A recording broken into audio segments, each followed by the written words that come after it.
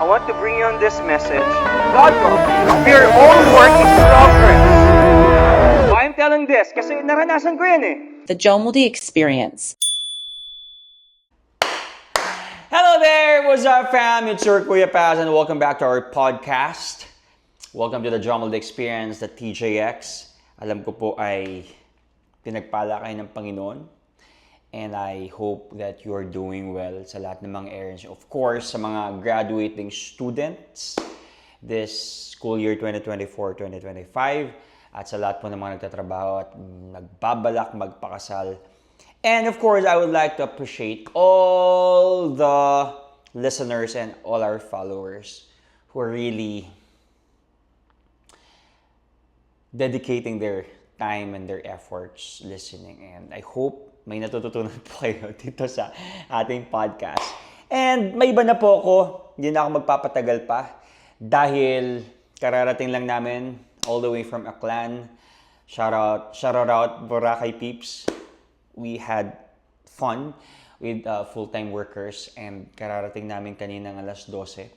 At nag-aayos lang din kami ngayon kasi bound for Baguio kami ngayon dahil merong retreat yung Bethany Christian School and we have to be there, and then tomorrow at 9 a.m. hanggang 6 p.m. we will be teaching lessons with Kuya Gerald and of course our Bishop Zaldi. So ayun, yes, sobrang hectic na. We just rested and praise God. I really appreciate the Lord for giving us that kind of rest and vacation, and I really appreciate the whole team of full-time workers ng Bethany, our bishop, of course yung BOT who supported us, and the members of Bethany. Grabe, ang saya na makapag-rest at magkaroon ng vacation like that, 3 nights, at na-enjoy namin yung time namin together. Of course, we had some activities. Okay, beach activities. Also, dami namin nakain. Grabe, nanlaki yung tiyan ko. I gained 2 kilos. Alright, grabe kasi kumain lang kami. Kaya nung last night, nag-swim kami kasi gusto kong i-burn yung mga calories at gusto kong hingalin kasi ang dami namin kinain talaga. Ang sarap ng mga isda doon, yung favorite namin pampano, tsaka yung lapu-lapu. Yung sinigang, grabe. Sobrang sarap. And last night, yun, natulog agad yung mga tropa. natulog agad yung mga full-time workers. Pero okay naman, ako naglakad-lakad lang ako and then bought some pasalubong to our Deep and Wide community sa mga tropa nating buong ilan ba sila? 60? So, minila ko sila ng keychain, personalized. At sana ma-appreciate nila yon. And speaking of appreciation, yan yung topic natin ngayon, no? Bakit ba ako nag-come up dito sa topic na to?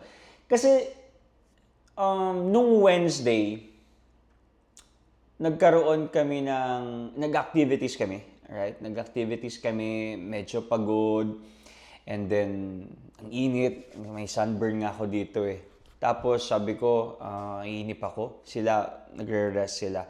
Pero sabi ko, naiinip ako, kailangan kong umalis kasi ayokong matenga lang dito. So, umanap ako ng coffee shop.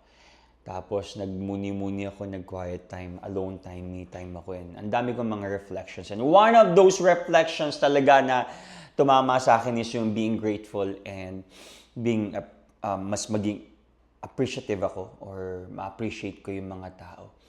And then, alam niyo po ito isa sa mga tendencies talaga or isa sa mga temptations ng mga leaders is yung minsan nakalulungkot ka dahil you're not being appreciated.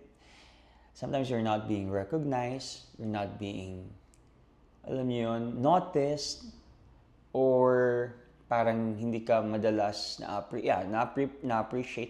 I'm telling this not because I want to get the glory or we want to get or steal the glory na para sa Panginoon. But of course, humanly speaking, no, marami sa atin dito, we want to be appreciated in any kinds of setting. Alright? Sa workplace, sa family, sa church setting, sa grupo ninyo, sa friendships ninyo, or maybe sa teams ninyo, whatever. Everybody wanted, alright, to be appreciated.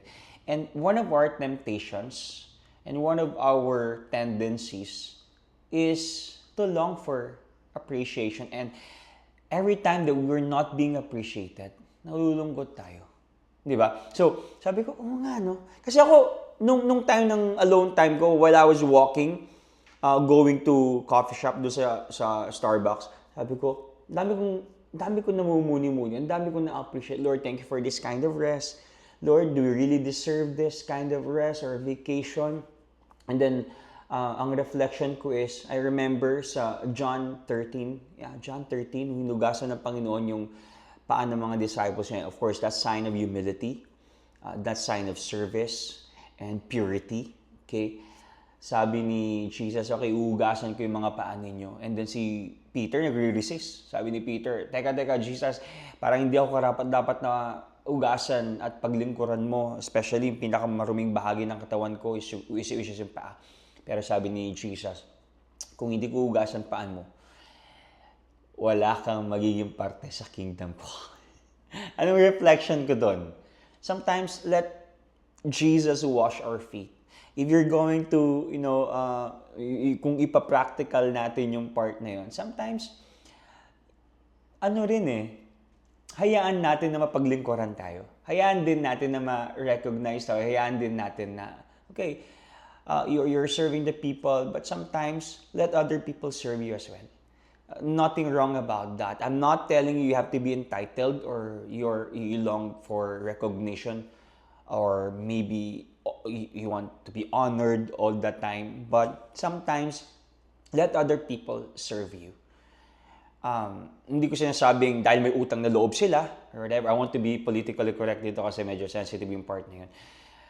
Hindi ko sinasabing may utang na loob sila, dapat suklian nyo to. But sometimes allow them to serve you. Allow them to wash your feet para mabigyan din sila ng opportunity to serve you. Diba? Sometimes may mga tendencies po tayo na we don't want to delegate things or tasks. We don't want to be served kasi gusto natin tayo laging nag-serve. Okay naman yon. Pero sometimes we have to allow them to have that opportunity to serve one another. And it's in the Bible, di ba? At mamaya pag-uusapan po natin yan. So, yun yung gusto kong i-portray dito sa episode na to. Okay?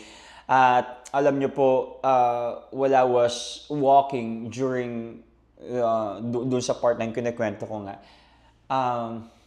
gawa nga ako ng episode about appreciation. So, I created this episode. Sabi ko, write ko yung script, mag-outline lang ako dito.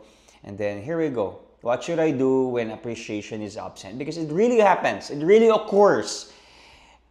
Even though you're in the church setting, even though you know that community is healthy or your environment is healthy or medyo close na kayo, sometimes you feel this. And yeah, it occurs that appreciation most of the time is really absent. And I created 2 questions. So, we have 2 legitimate questions today na sagutin natin tapos i-outline natin at himay-himayin natin kung bakit nga ba walang appreciation. First legitimate question I created is this. Bakit nga ba parang hindi tayo na-appreciate ng ibang tao? And I think that's a valid question, di ba? Bakit nga ba parang hindi tayo na-appreciate ng ibang tao? And that question, for sure, makaka-relate ka dito. Kasi, nangyayari yun eh. And I want to give you, some points or sub-points para po mas maintindihan natin. Hindi tayo magdamdam, hindi tayo magtampo. Di ba? Or hindi tayo, alam niyo yun, mag-pity party. Hindi ako na-appreciate dito sa lugar na to. They don't really appreciate my potential, my talents, whatever. Because there are several factors bakit hindi talaga tayo minsan na-appreciate. First, okay? Let's dive in. First is, Because people sometimes are focused on their own struggles. Di ba? Alam nyo, ito na natutunan ko po to at na-realize ko to. Minsan, of course, ako, I really wanted to be with my disciples, with my pastoral team or our pastoral team. And gusto ko nag-open kami, gusto ko nag-sharean kami ng mga thoughts and mga future stuff and yung mga nangyari sa buhay namin. And sometimes, parang hindi nila na-appreciate yung mga fellowships. So, guys, let's meet. Retreat tayo. Then, nobody's replying. Parang there was an awkward silence or may awkward silence kasi parang hindi sila pwede, hindi sila available. Maybe may mga factors or parang wala pang budget. Tapos na-feel mo na, ako na lang bang kakayod dito sa relasyon na to? Parang pag may mga ganun kang isipan di ba? Gusto kong makilala ko pa kayo. Gusto kong magkaroon tayo ng fellowship. But I realized, iba-ibang tao yung mga nakakasalamuha pa natin di ba? And I believe that these people, sometimes, they're focused with their own struggles. Some of them are nagpapamilya na. Some of them are graduating. Some of them are, establishing their career, establishing their relationships, or maybe parang on the rocks yung kanilang grades, and they have to make a solution for that. And yeah, minsan talaga sobrang busy ng mga tao sa sarili nilang battles, kaya po, hindi nila namamalayan yung contributions ng bawat isa. Alright? And that really happens.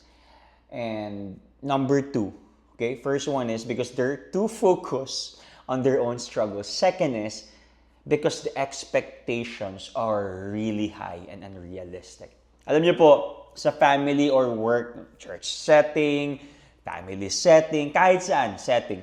Minsan kasi may mga tendency po tayo na na parang feeling mo palaging ikaw na lang yung gumagawa at nagpapalakad or nag-i-invest. Di ba? At somehow nagiging norm na sa kanila yon na hindi nila napapansin. Or sometimes, para kasing, ako, ginagalingan ko naman, di ba? For example lang, ginagalingan ko naman.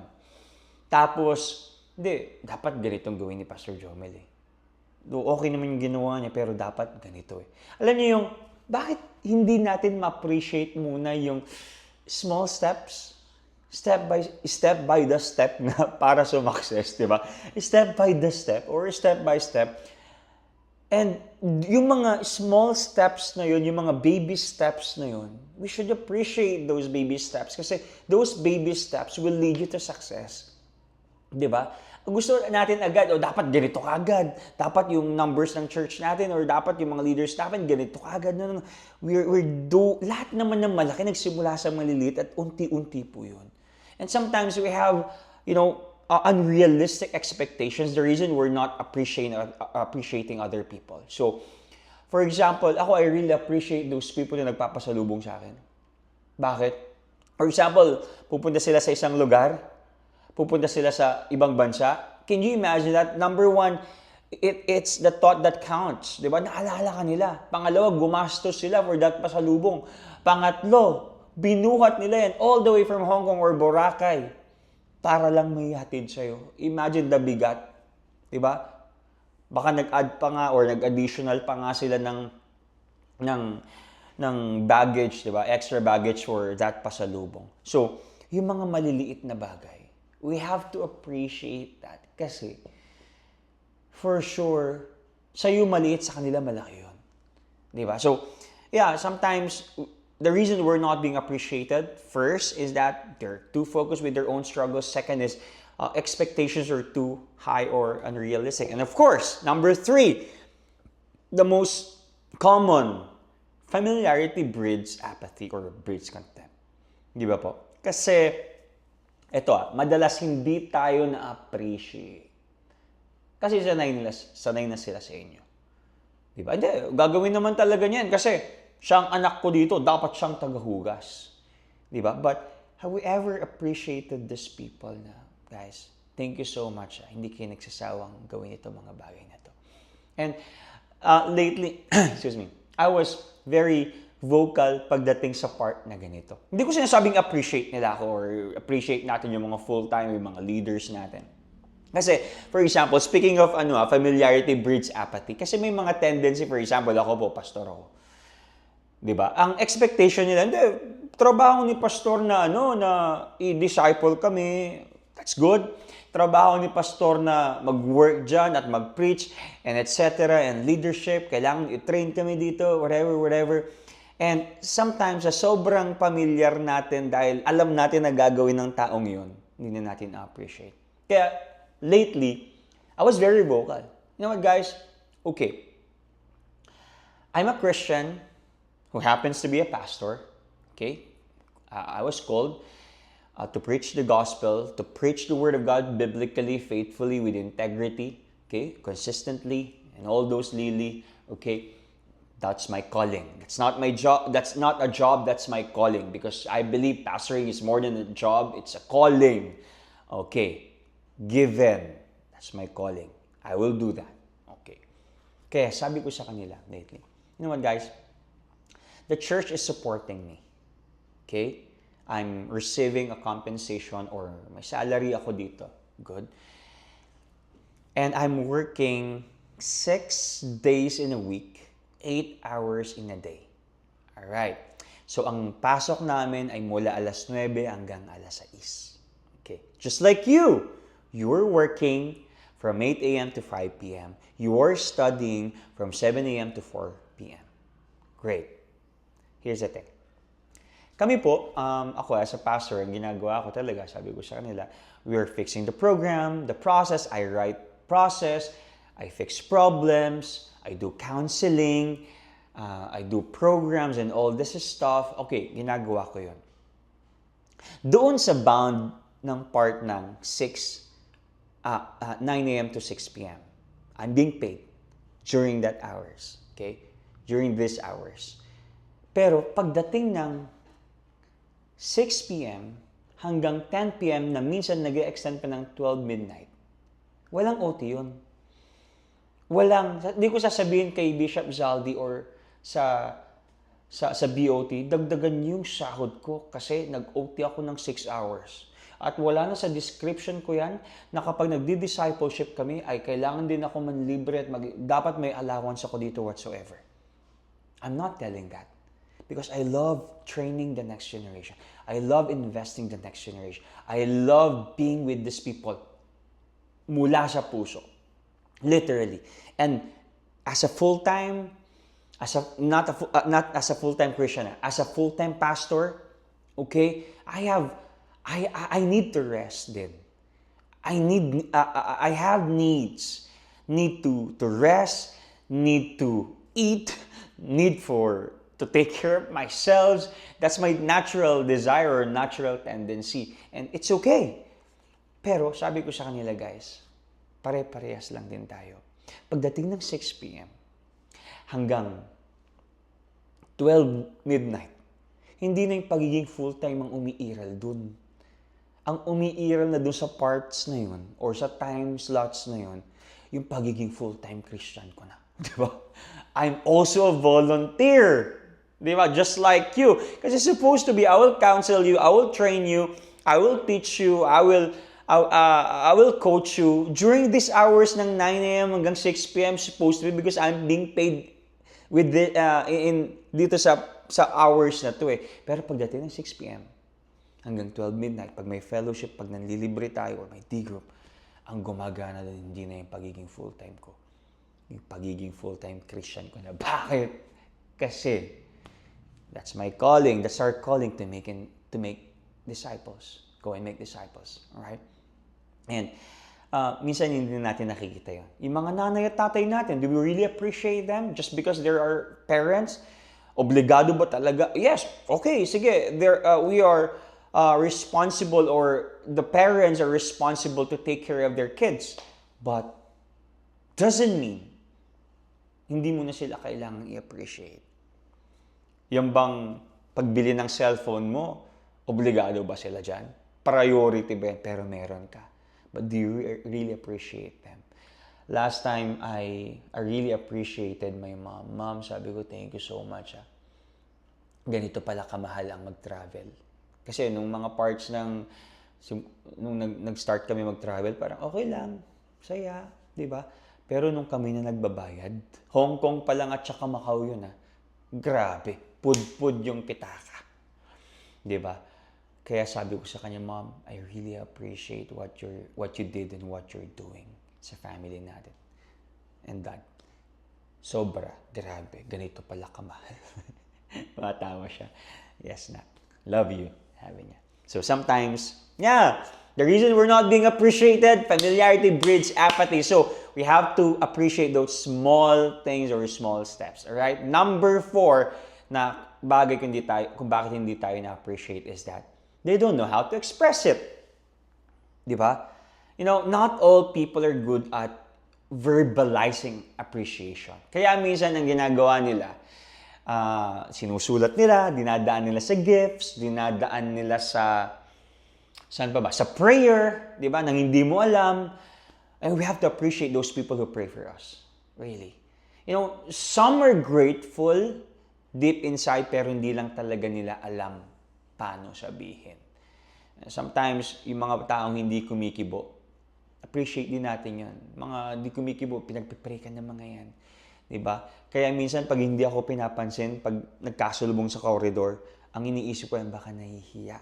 Or baka hindi niya alam yung sasabihin. Diba? So, they don't know how to express it. And then, number 5 is, we once rejected their appreciation. Masakit ito. We once rejected or deflected their appreciation. They appreciated you, but you don't appreciate their appreciation. Kaya sabi niya, hindi ko na-appreciate yan. Hindi naman na-appreciate yung appreciation ko sa kanila. Diba? Kaya maganda po kapag may mga encouragement sa atin, may mga libre sa atin, may mga, alam niyo yan, may mga bagay na ginagawa sila for us. Man, you have to appreciate those small things. Right? Huwag niyo pong i-deflect yung mga appreciations nila. Right? And then, number 6, last one na ito. Bakit nga ba hindi tayo na-appreciate ng ibang tao? Is this. You are in the wrong crowd. Yeah, you heard me right. You are in the wrong crowd. Sometimes, the people around you don't really match your value system. And, pag ganun pong nangyayari, hindi ka na nila na-appreciate sa mga ginagawa mo for them, or they do not really appreciate para mas lumalim yung relasyon ninyo, or para mas maging successful sila, tinutulungan sila, ano yung gawin niyo? Hindi ko sinasabing you have to burn bridges. You have to keep that relationship intact, pero you have to find a circle wherein they will really appreciate your potential, your talents, all your efforts. Kasi doon tayo nag-grow Diba? Mas, alam niyo po, ang mahirap naman talagang gawin sometimes hindi yung work kundi yung environment natin. That's very important. And bilang tao, of course, may emotions ka. Hindi ko sinasabing maging robot ka at huwag kang maging di ba? Pero humanly speaking, we need to be validated, di ba? We need to be loved. We need to be appreciated. So, if you're not being appreciated, ang gagawin mo lang is, hindi ko sinasabing iwan mo sila at i-unfriend mo sila, but prioritize this circle or yung isang circle na mas na-appreciate ka. Alright? Remember si Lot at saka si Abraham? Okay, hindi ko nakikwento yun. Search nyo na lang kung bakit. And mas maintindihan. Now, that's the first question. Ano yung mga bagay na ano yung mga bagay kung bakit hindi ako na-appreciate? Number 2 question. Ira-run ko lang to kasi 24 minutes na ako. Ang target ko lang talaga every episode is 30 minutes at 35 minutes yung maximum. So, second question I have to raise is this. Ano magandang gawin kapag hindi ka na-appreciate? Di ba? Magmukmok? No. Don't do that. Hindi ka mag-grow at hindi ka walang progress sa buhay mo kapag magmumukmok ka. Just because you are not being appreciated doesn't mean you have to give up. Alright? So, first thing you have to do, anong magandang gawin kapag hindi ka na-appreciate is this. Clarify your motives. You have to clarify your motives. Now, we have to ask this question, para kanino ko ba ginagawa ito? Sino bang, especially if you're a Christian, sino ba talagang audience ko dito? Kasi, if you're doing this for the Lord, kahit walang palakpak, okay ka pa rin. But, okay, that's the first question. Kanino ko ba ito ginagawa? Of course, primarily sa Panginoon. Pero hindi ako magpapaka-hipokrito at magpapaka-plastic. I have to balance it. Okay? Humanly speaking. Diba? My motive is to serve God. Pero maganda kasi dito. Kasi we have two relationships. Vertically, we have a relationship with God. And horizontally, we have a relationship with other people. Now, here's the thing. Here's my question. Bakit create pa ni Lord yung mga tao? Kung hindi niya gagamitin itong mga tao ito para ipakita yung pagmamahal ng Panginoon sa ibang tao. Yeah, God uses people so that the love of God will be shown to other people. God uses redeemed people to redeem people. God uses loved people to love people. So, we have to balance that. Kasi minsan may mga naririnig tayo, masyadong spiritual, no? Basta ako, gagawin ko lang to para kay Lord. Talaga? O sige, alis na tayo, para kay Lord lang pala eh. Di ba? God called us to preach the gospel to the lost, to the broken, to all the confused people. Kasi gusto tayong gamitin ng Panginoon para i-share yung kabutihan at yung love niya through us. So yung tinatawag na incarnated leadership or incarnated, love. That God uses people to show His love. Di ba? Kaya nga nagkataong tao si Jesus eh. Di ba? Para to dwell among us. So, kung alam niyo po kung babasahin niyo ang New Testament, there are 59 one another's. Love one another, forgive one another, spur one another, encourage one another, have peace and humility with one another, give holy kiss with one another, your favorite, confess to one another, pray for one another, and all these one another's. Kasi kung wala ako, wala ka, ano yun? Ang lungkot. Di ba? Ang boring yun. So, but of course, you have to clarify your motives. We do it for the glory of God. If people appreciate us, praise be to God. Sa Kanya pa rin. God is for God ito eh. Di ba? Walang sa atin dito, right? Para sa lahat. Give what is due to Caesar and give it what is due to God, alright? Pero of course, primarily, we do it for the glory of God. Second is, anong gagawin mo kapag hindi ka na na-appreciate? Is this, communicate your feelings wisely. You have to communicate your feelings wisely. Hindi po masama mag-open up. Remember this. Baka hindi lang aware yung mga tao sa nararamdaman mo or sa ginagawa mo.